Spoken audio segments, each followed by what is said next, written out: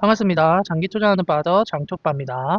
현대차가 3조 5천억 원짜리 대박을 터뜨렸는데 일론 머스크는 무려 1,700조 원짜리 판을 짰습니다. 스타링크 미친 계약들과 일론 머스크가 직접 말하는 스페이스X 상장과 그리고 달 기지 건설까지 올해 6월 우리 계좌를 완전히 바꿔놓을 역대급 기회가 오고 있습니다. 자, 본격적인 시작에 앞서 구독과 좋아요, 알림 설정이 영상을 만들 수 있는 가장 큰 원동력입니다. 바로 시작해 볼게요.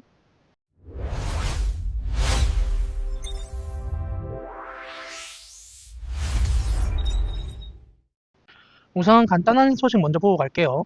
현대자동차가 구글의 자율주행 자회사인 웨이모와 아주 큰 판을 벌이고 있다는 소식인데요. 지금 업계에서 들려오는 이야기에 따르면 현대차가 2028년까지 웨이모의 아이오닉5를 무려 5만 대나 공급하는 방안을 추진 중이라고 합니다. 이게 규모가 어느 정도냐면요. 차량 한 대 가격을 5만 달러로만 잡아도 총 계약 규모가 25억 달러, 우리 돈으로 따지면 약 3조 5천억 원에 달하는 엄청난 금액이에요. 단순히 차를 많이 판다는 것보다 더 중요한 건 이 계약이 가지는 의미인데요. 그동안 자동차 시장은 전통적인 자동차 제조사와 구글 같은 거대 기술 기업이 서로 자율주행 패권을 놓고 경쟁하는 구도였거든요. 근데 이번 현대차와 웨이모의 만남은 경쟁이 아니라 협력으로 판이 바뀌고 있다는 신호탄입니다. 현대차 입장에서는 아주 절실한 기회일 수밖에 없습니다. 최근 전기차 수요가 예전만 못하다, 이런 이야기들 많이 들으셨을 텐데 일시적인 수요 정체기를 뜻하는 캐즘을 돌파할 수 있는 확실한 탈출구가 될 수 있기 때문입니다. 5만 대라는 확정된 물량을 자율주행 기술을 가진 웨이모에 공급한다면 현대차의 공장 가동률도 안정될 뿐더러 아이오닉5가 로보택시로서도 손색이 없다는 걸 전 세계에 증명하는 셈이 됩니다. 기술적으로 봐도 아이오닉5는 웨이모에게 매력적입니다. 특히 충전 속도가 관건인데요. 아이오닉5는 800V 초고속 충전 시스템을 갖추고 있어서 배터리 10%에서 80%까지 채우는데 딱 18분밖에 안 걸립니다. 생각해보세요. 손님이 없어도 로보택시는 계속 돌아다녀야 돈을 벌잖아요. 충전하느라 몇 시간씩 서 있으면 손해입니다. 그래서 빨리 충전하고 빨리 나갈 수 있는 아이오닉5가 로보택시 운영에 최적화되어 있다는 평가를 받은 겁니다. 자, 웨이모 입장에서도 현대차는 든든한 파트너인데요. 지금 웨이모가 피닉스, 샌프란시스코, LA를 넘어 오스틴, 또 달라스까지 서비스를 계속 확장하고 있거든요. 2028년쯤 되면 수만 대의 차가 필요한데 중국산 차량은 관세 문제나 미중 갈등 때문에 리스크가 크고, 또 이때 현대차가 안정적으로 차를 딱딱 만들어 준다면 웨이모의 확장 속도에도 날개를 달아주겠죠. 결국 현대차와 웨이모 서로에게 윈윈이 되는 전략적 파트너십이 될 가능성이 매우 높게 보입니다. 자, 그럼 화제를 돌려볼게요. 이번에는 중국으로 한번 가보겠습니다. 테슬라가 중국 시장을 잡기 위해 중국 최대 IT 기업인 텐센트와 손을 잡았습니다. 중국 사람들이 밥 먹고 숨 쉬는 것만큼이나 매일 쓰는 앱이 바로 위챗이라는 앱인데요. 한국으로 치면 카카오톡에 은행, 쇼핑, 예약 기능을 다 합쳐놓은 그런 슈퍼 앱으로 보시면 됩니다. 이번 뉴스의 핵심은 이 위챗의 기능이 테슬라 차량 안으로 쏙 들어간다는 겁니다. 테슬라와 텐센트가 협력해서 중국 내 테슬라 차량에 위챗 연동 기능을 탑재하기로 했다는 거죠. 크게 두 가지 기능이 눈에 띄는데요. 첫 번째는 위챗 상호 연동입니다. 우리가 운전하다가 친구한테 야, 너 어디야? 하고 물어보면 친구가 카톡으로 위치를 찍어주잖아요. 예전에는 그걸 보고 이제 내비게이션에 주소를 다시 입력해야 했는데 이제는 그럴 필요가 없습니다. 친구가 위챗으로 위치를 보내면 그냥 꾹 누르거나 공유하기만 해도 테슬라 내비게이션이 알아서 목적지로 이제 설정을 해준다는 거죠. 운전자가 폰을 만지작거릴 필요가 싹 사라졌다는 겁니다. 그리고 두 번째는 목적지 서비스인데요. 차가 목적지에 도착할 때쯤 되면은 테슬라 화면에 QR코드나 알림이 뜹니다. 이걸로 주차장을 찾거나 식당을 예약하고 심지어 커피를 미리 주문하고 결제까지 차 안에서 다 끝낼 수 있게 됩니다. 이 기능들은 모델 3와 모델 Y를 포함한 중국 내 테슬라 차량에 적용되는데요. 서비스 센터에 갈 필요 없이 OTA라고 부르죠. 이제 무선 소프트웨어 업데이트를 통해 집 주차장에 세워둔 차가 알아서 업그레이드 되는 겁니다. 우리가 밤 사이에 스마트폰 OS 업데이트하는 거랑 똑같은 원리예요. 결국 테슬라는 중국 소비자들이 가장 익숙해하는 위챗 생태계를 차 안으로 끌어들여서 단순한 이동 수단을 넘어서 스마트 디바이스로서의 경험을 제공하겠다는 그런 겁니다. 중국 시장에서의 경쟁이 워낙 치열하다 보니 테슬라가 이렇게 철저한 현지화 전략을 펼치고 있는 것으로 보입니다. 자, 그럼 다음 소식으로 넘어가 볼게요. 이번에는 테슬라의 내부 소식과 또 스페이스X에 관한 아주 굵직한 소식들을 정리해 드릴게요. 자, 먼저 테슬라 내부 소식부터 짚어보겠습니다. 최근 테슬라 주주분들이라면 가장 걱정하시는 게 바로 전기차 판매량 둔화일 텐데요. 테슬라가 이 문제를 해결하기 위해 칼을 빼들었습니다. 바로 조직 개편인데요. 테슬라가 이번에 유럽과 중동, 아프리카 지역을 담당하던 부사장, 조 워드를 전 세계 판매와 서비스, 그리고 차량 인도 업무를 총괄하는 책임자로 승진 임명했습니다. 이 조 워드는 2010년에 인턴으로 입사해서 15년 넘게 테슬라에서 산전수전 다 겪은 베테랑 중에 베테랑이에요. 지금 테슬라 상황이 조금 복잡하죠. 북미 판매 책임자였던 라지 제간나탄을 포함해서 주요 임원들이 회사를 떠난 상태였고, 중국에서는 이제 BYD나 샤오미 같은 로컬 업체들이 무서운 속도로 치고 올라오고 있습니다. 특히 유럽, 그 중에서도 독일 시장에서 판매량이 꽤 줄어들었는데요. 이런 위기 상황에서 조 워드라는 검증된 인물을 글로벌 총괄 자리에 앉힌 겁니다. 이건 흩어져 있던 판매 전략을 한 곳으로 모아서 전 세계적인 영업망을 아주 타이트하게 조이겠다는 일론 머스크의 의도로 보입니다. 여기에 더해서 새로운 인물도 합류하는데요. 독일 스타트업 협회 전무이사인 프란치스카 토이베르트가 2026년 4월부터 테슬라에 공식 합류합니다. 이 프란치스카는 독일 스타트업계에서는 입지전적인 인물인데요. 7년 동안 협회를 이끌면서 조직을 완전히 뜯어고치고 재정적인 안정까지 만들어낸 능력자입니다. 테슬라가 단순히 차만 파는 게 아니라 기가 베를린이 있는 독일에서 혁신적인 기업이라는 이미지를 심기 위해 이런 거물급 인사를 영입한 것으로 보여요. 정리하자면 테슬라는 내부적으로는 조워드를 통해 판매 효율을 높이는 수비 전략을, 외부적으로는 프란치스카를 통해 유럽 내 혁신 이미지를 강화하는 공격 전략을 동시에 쓰고 있다고 보시면 되겠습니다. 자, 그럼 분위기를 좀 바꿔서 스페이스X 소식으로 넘어가 보겠습니다. 스페이스X의 위성 인터넷 서비스인 스타링크가 그야말로 파죽지세로 전 세계를 연결하고 있습니다. 자, 세 가지 큰 뉴스가 있는데요. 첫 번째는 항공업계 소식입니다. 미국의 4대 항공사 중 하나인 사우스웨스트 항공이 자신들이 보유한 모든 비행기에 스타링크를 설치하기로 결정했습니다.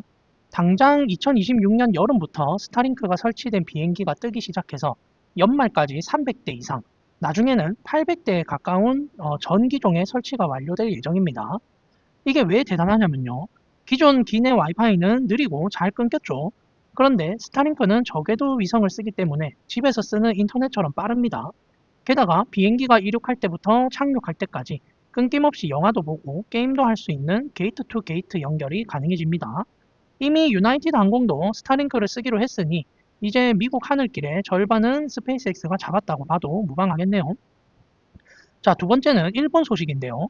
일본 최대 통신사인 NTT 도코모가 스페이스X와 손을 잡고 2026년부터 위성 직접 통신 서비스를 시작합니다. 이걸 다이렉트 투 셀이라고 하는데요.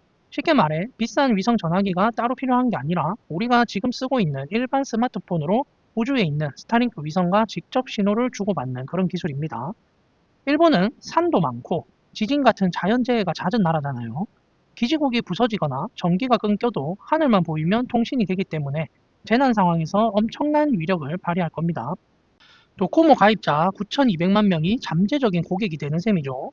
자, 그리고 마지막으로 교육 분야 소식인데 아랍에미리트의 더 디지털 스쿨이라는 교육 프로젝트가 스페이스X와 파트너십을 맺었습니다. 전 세계 오지나 인터넷이 안 터지는 소외 지역 100곳에 스타링크를 설치해서 아이들에게 온라인 교육을 제공한다는 건데요. 단순히 인터넷만 연결해주는 게 아니라 아이들이 스페이스X의 생태계를 통해서 우주과학 같은 꿈을 꿀 수 있게 돕는다는 취지입니다. 이미 아프리카의 레소토 같은 나라에서는 학교에 스타링크가 들어가서 수업 방식이 완전히 바뀌고 있다고 해요. 결국 일론 머스크가 그리는 그림은 명확합니다. 땅에서는 테슬라가 조직을 정비해서 다시 달릴 준비를 하고 있고, 하늘에서는 스타링크가 비행기, 스마트폰, 그리고 오지의 학교까지 빈틈없이 연결하고 있습니다. 자, 그럼 오늘 마지막 내용은 또 가슴이 웅장해지는 소식인데요. 2026년 2월 10일에 일론 머스크가 XAI 전사회의에서 무려 45분 동안 쏟아낸 이야기들이 공개되었는데요. 이게 단순히 AI 잘 만들겠다는 그런 수준이 아닙니다. 일론 머스크가 그리고 있는 큰 그림, 스페이스X와 XAI의 합병, 그리고 달 기지 건설에 대한 충격적인 로드맵을 쉽게 팩트만 꽉 채워서 정리해 드릴게요. 자, 가장 먼저 핵심부터 말씀드리면 일론 머스크가 스페이스X와 XAI의 운영을 통합해서 합병하겠다고 공식 발표했잖아요. 그리고 이 합병된 회사를 2026년 6월경에 기업 공개, IPO, 즉 주식시장에 상장을 목표로 준비 중이라고 합니다. 예상 가치만 하나로 1,700조 원이 넘는다고 하니 우리 같은 투자자들에겐 정말 중요한 일정이죠. 그럼 일론은 왜 굳이 잘 나가는 로켓 회사와 AI 회사를 합쳤을까요? 그 답은 에너지와 공간에 있습니다. 지금 지구에서는 AI를 돌리기 위한 데이터 센터를 지을 땅도 부족하고요. 무엇보다 전기가 모자랍니다. 그래서 일론은 지구에서 아웅다웅하지 말고 우주로 나가자라고 결심한 거예요. 여기서 등장하는 놀라운 전략이 바로 문 퍼스트, 즉 달을 최우선으로 하겠다는 겁니다.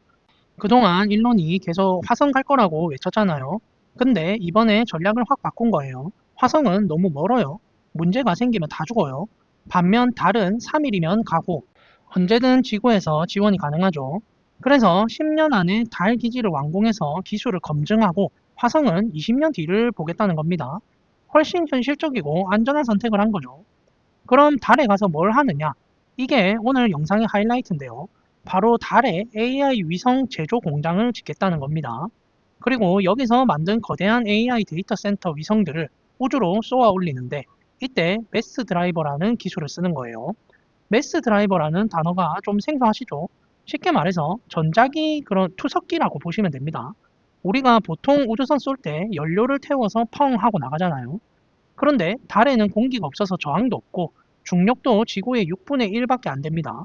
그래서 화약이나 연료 없이 자기부상 열차처럼 전기로 물체를 가속해서 우주로 휙 던져버리는 겁니다. 이렇게 하면 비용이 거의 0에 가깝게 줄어드는 거죠. 일론 머스크는 이 방식을 통해 우주에 거대한 데이터 센터를 띄우려고 하는 겁니다. 우주는 밤이 없으니 태양광 24시간 내내 받을 수 있고 기온이 낮아 열을 식히기도 좋죠. 지구에서는 원자력 발전소 한 개 분량인 1기가와트 확보하기도 힘든데 우주에서는 그 1000배인 1테라와트급의 컴퓨팅 파워를 확보하겠다는 겁니다. 이건 인류 문명의 레벨을 한 단계 끌어올리는 엄청난 규모예요. 소프트웨어 쪽 소식도 빠질 수 없죠. XAI 팀의 성과도 놀랍습니다. 현재 그룹은 테슬라 차량 200만 대에 탑재되어 있고 코딩 능력은 이미 인간 엔지니어의 도움 없이 스스로 코드를 짜고 개선하는 수준에 도달했습니다. 특히 매크로하드 팀도 소개했는데요. 마이크로소프트를 살짝 비꼰 이름이죠. 이 팀은 회사의 모든 업무를 디지털로 시뮬레이션해서 AI가 회사 운영까지 돕는 기업 에뮬레이션을 목표로 한다고 합니다. 마지막으로는 일론 머스크는 인재 채용에 대해서도 강조했어요. 예전에는 스펙 좋은 천재를 찾았다면 이제는 마음이 선한 사람, 끝까지 믿을 수 있는 사람을 뽑겠다고 합니다. 기술은 가르치면 되지만 성품은 바꿀 수 없다는 걸 뼈저리게 느낀 것 같아요. 결론적으로 이번 발표는 일론 머스크의 사업이 이제 지구라는 물리적 한계를 넘어 우주로 확장되고 있음을 보여줍니다. 스페이스X의 로켓 기술과 XAI의 인공지능 기술이 하나로 합쳐져 달에 공장을 짓고 전자기 대포로 서버를 쏘아 올리는 세상. 2026년 이 거대한 기업이 상장될 때 우리에게 어떤 기회가 올지 주목해 봐야겠어요. 자, 제가 준비한 소식은 여기까지고요. 오늘 소식에 대해 구독자님들은 어떤 생각이 드셨는지 자유롭게 댓글로 남겨주시면 함께 이야기 나눠보겠습니다. 이상으로 저는 장기 투자하는 파더 장투빠였습니다. 감사합니다.